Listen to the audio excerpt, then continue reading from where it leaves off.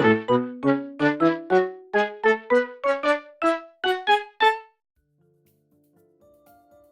everyone and welcome back to my channel. Today's video is another one in my series of techniques for bullet nib markers, and this video is just general tips for using bullet nib markers in your artwork and illustrations. Some other videos I have in this series are videos on pointillism, block shading and colour blocking. They are different. Watch the videos and you'll find out that they are different. I will leave a link to that playlist up in a card up above and down below, so when you finish with this one you can go and check out some more, because I believe bullet nibs are very underrated and I think they deserve more love and attention than they get.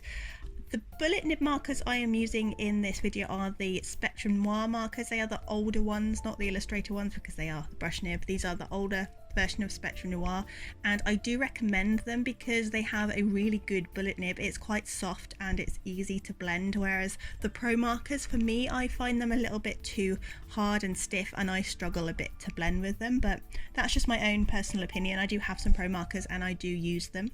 But yeah, I do recommend the Spectrum Noir markers if you are starting out with markers, because they are affordable, got quite a lot of ink, very juicy, pigmented, and the nibs are quite nice too.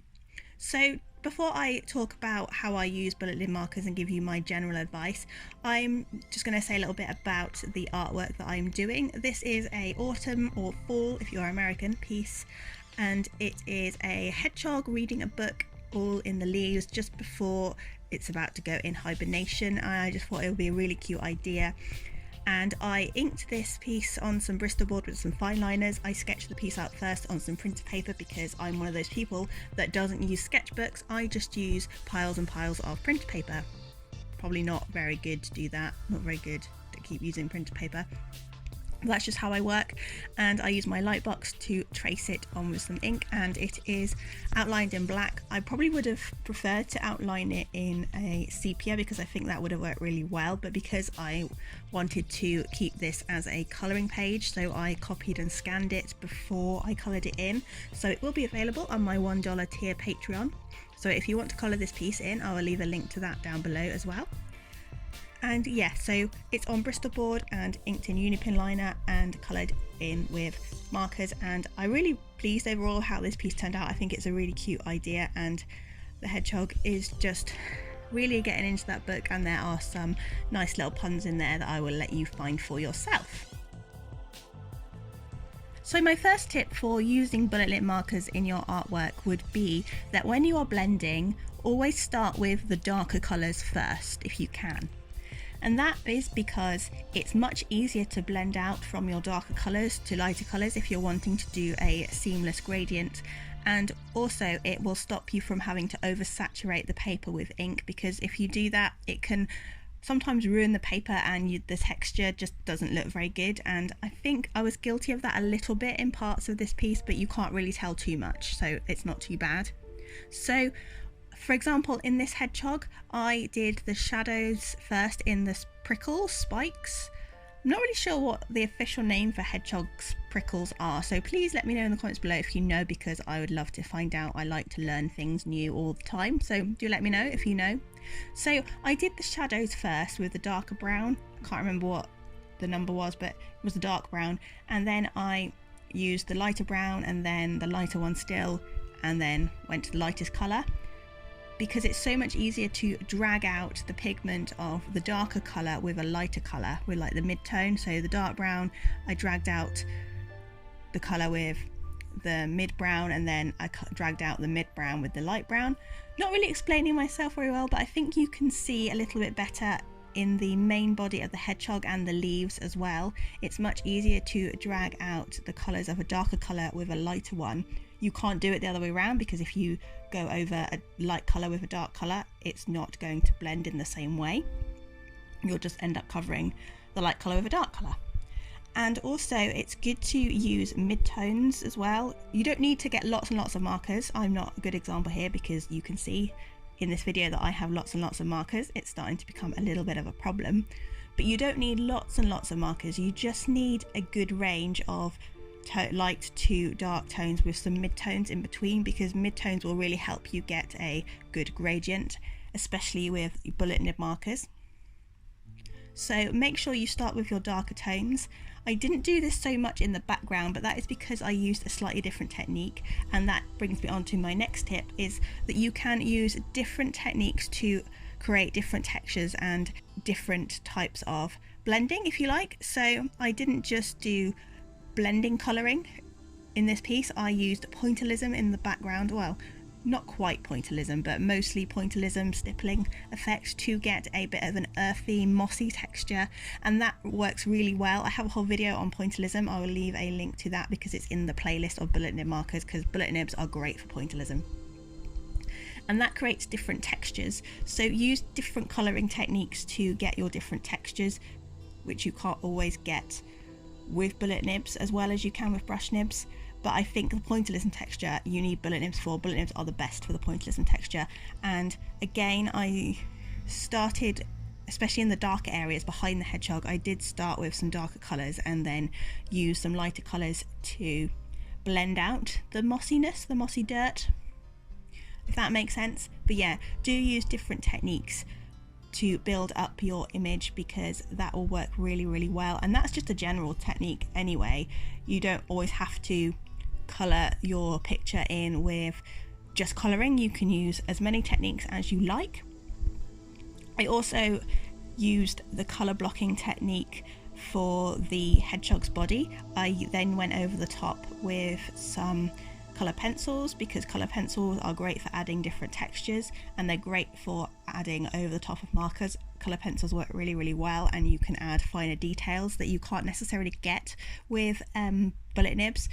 Whereas brush nibs, I probably would have been able to do a bit of a furry texture on the hedgehog's body, but with the bullet nibs I wasn't able to achieve that, so I just used colour pencil instead, and it worked really, really well.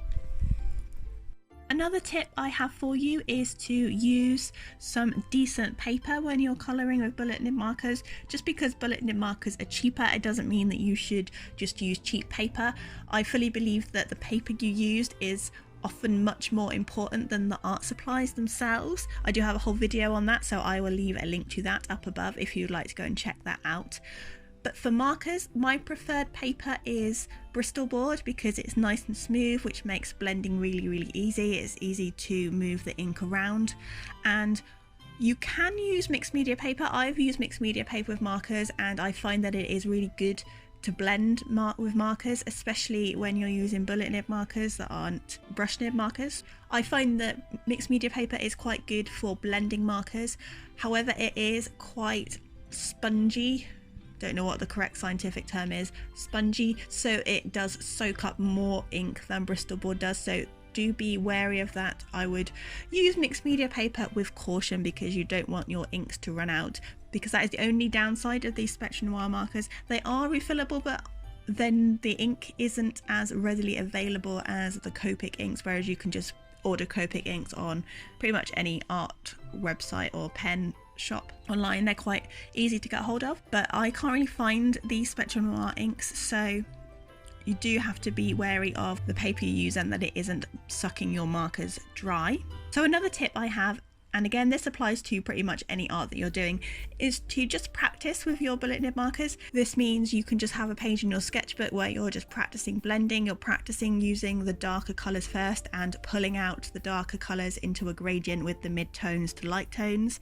Practice on different paper as well. You can just do some little doodles on mixed media paper, compare them to that of Bristol board or print paper, just so you can see the difference and you can find out what works well for you. And the more you practice with bullet nib markers, the more you'll get used to them and the better your work will become. And that is true with any art, really. Practice is the golden ticket to success. And final tip I have for you in this video is that you can add highlights with other media.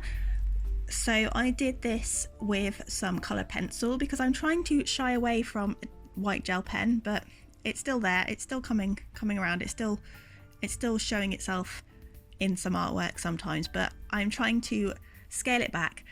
Instead, I use some colour pencils for the leaves, just around the outside of the leaves and some places where I felt highlights would be, and also in the ground as well, and in the glasses I used pencil before I used the white gel pen, and I use the white gel pen more in the spikes of the hedgehog just to make those stand out a bit more, and on the stones and a little bit in the ground. And I also use some gold pen as well, it's Faber-Castell gold pen, and I use that in the book and in the ground just to make it pop a little bit more, because gold is a very autumny colour. So you can add your highlights to help with the contrast with other media, but I would be very cautious with the white gel pen. Although it is a great tool and your white gel pen can save lives, it's also something that if you overdo it, it's not that great, and I was very guilty of that. So I have now learnt from my mistakes and I am using my white gel pen with caution. So those are my tips for using bullet nib markers. I hope you enjoyed this video. Let me know in the comments below if you have any tips for using bullet nib markers, and whether you like using bullet nib markers or whether you prefer brush nib markers. I personally like using both. I don't necessarily have a preference, although if I had to pick, I probably would choose brush nib markers, but that doesn't mean you can't do an awful lot with bullet nib markers, and I believe they get a really bad press. So I am doing my best to make videos showing you that you can use bullet nib markers, firstly because they are cheaper than brush nib markers, and secondly they are just as good and there are some great techniques you can do with them. So if you like this video, emotionally, please do leave it a like down below, subscribe if you are new, and hit the notification bell so you don't miss out on any future videos. I was really pleased with how this piece turned out, and I have put it on my Redbubble shop, so if you would like to get some prints and merchandise with this piece on, plus some other artwork from this channel on my other social media that you might have seen, please do check out my Redbubble. I will leave a link for that down below. Thank you so much for watching, and I'll see you in the next video. Bye for now.